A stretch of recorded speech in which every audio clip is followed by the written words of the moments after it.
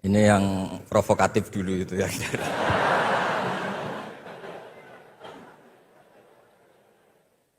Semoga diampuni oleh Allah Ta'ala.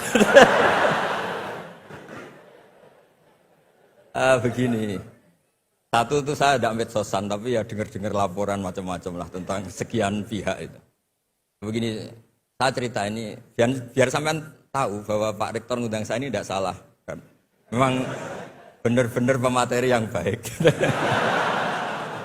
Ya kalau kata Nabi Yusuf kan ini hafizun alim, orang harus zikru manaki binafsi, orang boleh cerita kelebihannya asal itu faktual.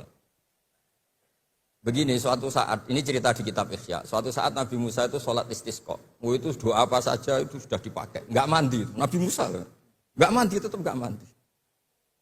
Kata Allah, inna fihim namaman, di komunitas anda yang ikut sholat itu ada yang tukang adu-adu, namam, provokator. Maka kamu doa kayak apa tetap tidak akan saya ijabahi. Nabi Musa, ya gampang Gusti, tunjukkan orang itu siapa, nanti saya usir dari majelis.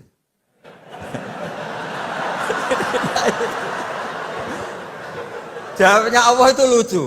Saya ini orang yang mengharamkan namam, mengharamkan namimah. Kalau saya menunjuk orang itu berarti saya juga namam. Intinya itu Allah terus mengabaikan sekian peristiwa namam. Jadi kalau pertanyaan provokatif terus kayak gitu tuh mesti diabaikan oleh Allah Ta'ala.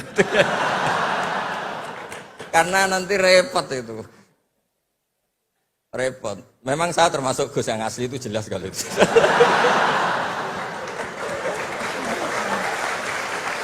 Itu, lah ini Pak Fatullah tahu betul keluarga saya karena beliau orang Jepara ngajinya di Kudus. Download Tribun X sekarang, menghadirkan lokal menjadi Indonesia.